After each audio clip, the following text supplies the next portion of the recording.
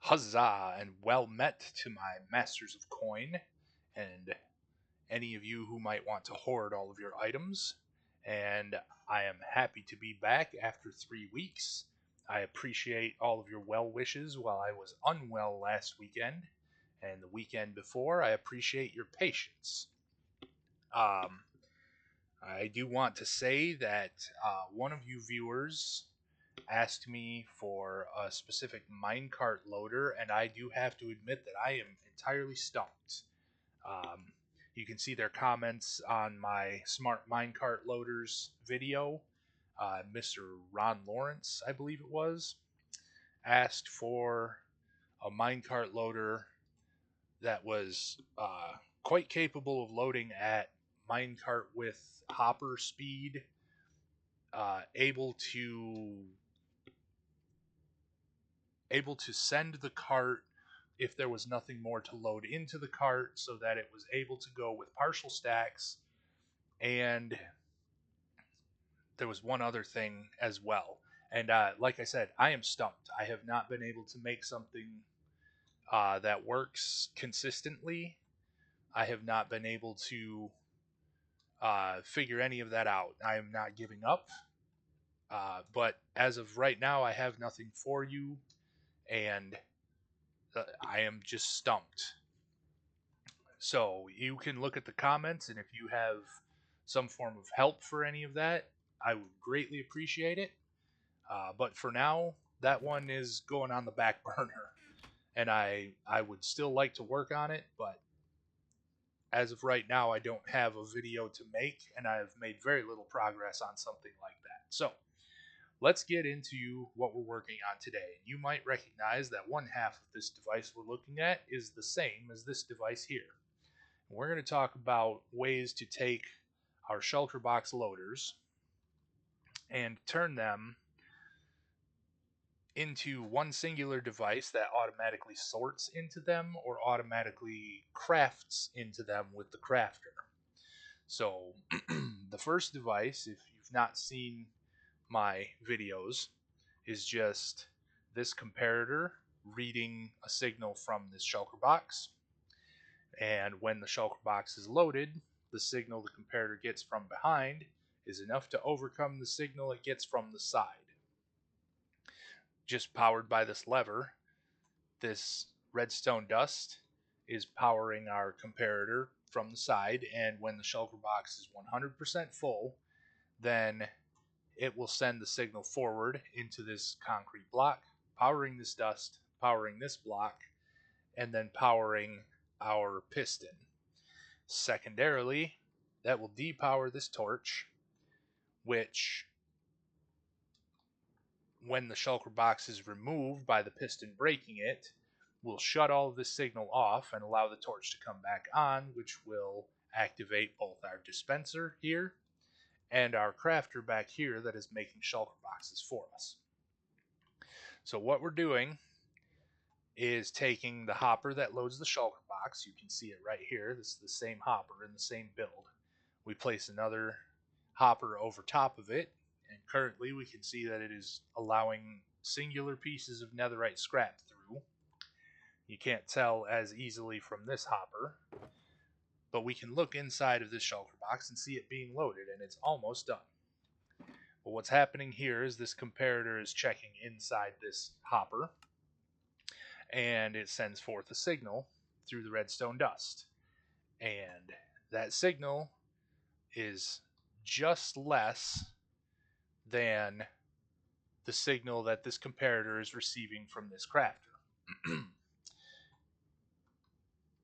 When a single netherite scrap, in this case, is placed into the hopper, our signal gets just strong enough to make this comparator turn off, allowing this hopper to let one item through and this hopper to let one item fall through as well. So as you can see, this is just about done. So we'll wait here for a moment and you can see it in action.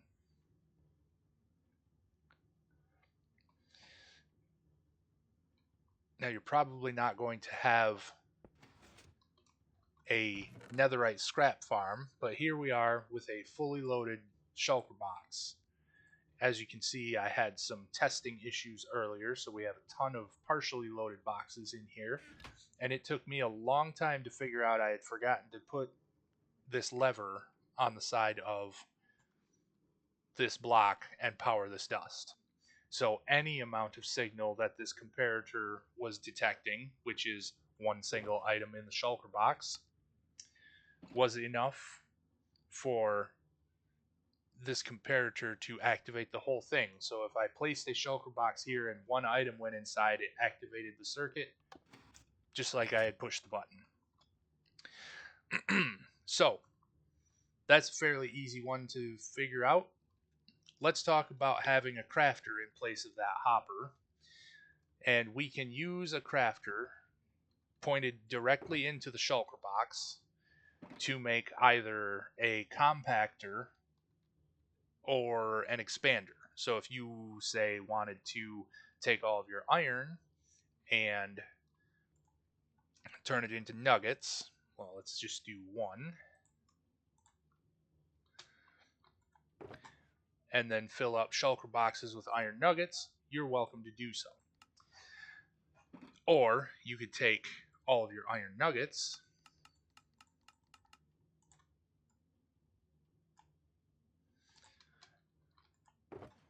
and turn them into iron ingots and immediately load them into a shulker box. So, how this works is we have the same sort of thing, a comparator. Oop, we want that in subtract mode this time. And we have this comparator. Actually, I don't think it matters. Yes, it does because of how we turn the circuit off later. We use this crafter set to 8 slots out of 9, and this comparator detects that crafter having 8 slots closed and sends that signal to this comparator. And this comparator in subtract mode will take the signal it gets from behind and subtract the signal it gets from the side from that signal. So when it has enough that there is still, with the 8 slots closed here, that means that only when there are 9 slots closed or fully loaded here will our comparator turn on. So once we get one more nugget in there, it's going to activate this comparator, which will power this block. Well, I'm sorry, the comparator will send the signal forward because it's getting a full signal -1, which is enough to power this block, power this redstone dust, power this block, powering our repeater, and sending it forward through this redstone dust onto our target block. The target block is important because it forces this redstone dust to make a connection to it, which it otherwise wouldn't. So if we just used any old solid block, you can see our redstone dust doesn't connect, and it won't activate our crafter on the side there. So we need to have that, and our redstone dust also will depower this comparator from this side. So now that we have all but the one piece in there, I'll try and let you see this activate by placing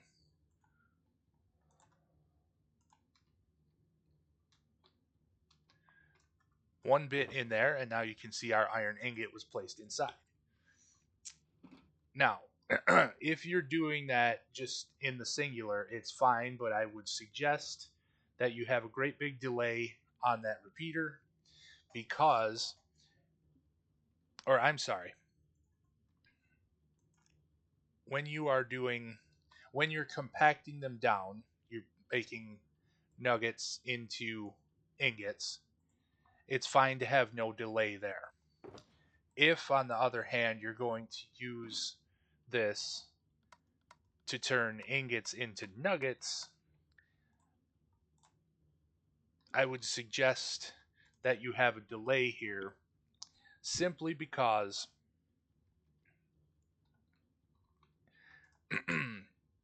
this it can get backed up, and you will end up with your you'll end up with your circuit being burnt out here. As at least that's been my experience with it. Your circuit will end up getting to a point that it can't reactivate itself, and you'll have this whole thing completely backed up. Now, this does not have a sorting feature on it. You would need to build in something like one of our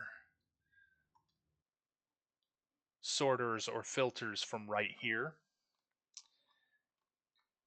And those are in a previous video as well. If you're watching the playlist, you'll have seen it already. If not, I will link it in the description. And to keep this video nice and short, I don't want it to run too long, we're going to use the other Shulker Box Loader. And I actually prefer this one just because it doesn't use the lever, though it is a little larger. It's less compact, but it is a far more stable circuit, I think, with only using torches and the flickering thereof to activate and deactivate things. It does have a few disadvantages in that you don't have as many spaces to load from, but you do have the advantage of being able to look inside the shulker box, unlike our single wide tileable one, which you can't. Whoops. But that's all been presented in another video as well. So I have turned it to the side here, but you can see we still have the same device, wherein our comparator here is reading through this block to our shulker box here.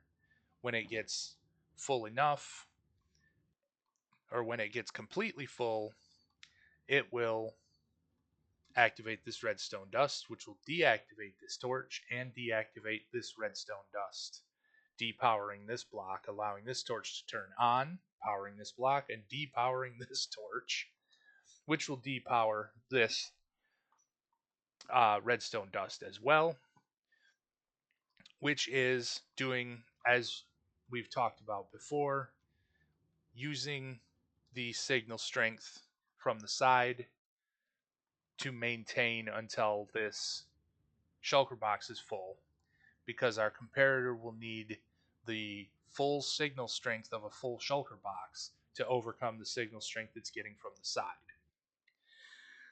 When this torch pops back on, it activates our dispenser, and you can see I've placed a crafter facing downward into the dispenser, which will be powered by this concrete block, which will depower this torch, or allow the torch to power on momentarily to break the box and send it down into the chest. So on this side, we have the exact same setup of a comparator looking into the hopper and using our hopper stoppers and filters so that we can filter out what we want the very same way into our shulker box. And that's really all there is to it. You don't need to use a crafter here. You can use composters work. You can use a lectern with a book on top of it open to a specific page, which requires a certain signal strength. And there's many ways of doing that. And finally, I'm going to share with you a crafter that does the same thing once again, but uses this design for the Shulker Box Loader. Once again, the same rules apply. This should be in subtract mode. If you want to make this an expander, I would once again suggest having the delay on there so you don't burn out your circuit, but that's not 100% the case. And your crafter should be set like that, so that is the only signal that overcomes this signal is when this is fully loaded, such as having the 9th slot full. And it doesn't matter which one. you can see we can activate this, but because of the nature of this repeating circuit, it will just start to flash uncontrollably.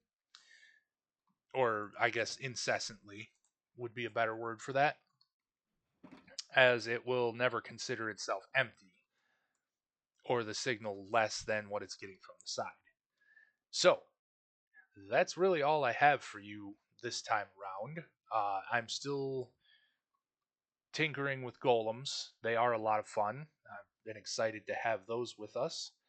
And I won't take up too much of your time, so I hope you are blessed on your next quest, and I'm off to my next adventure. Glad to be back.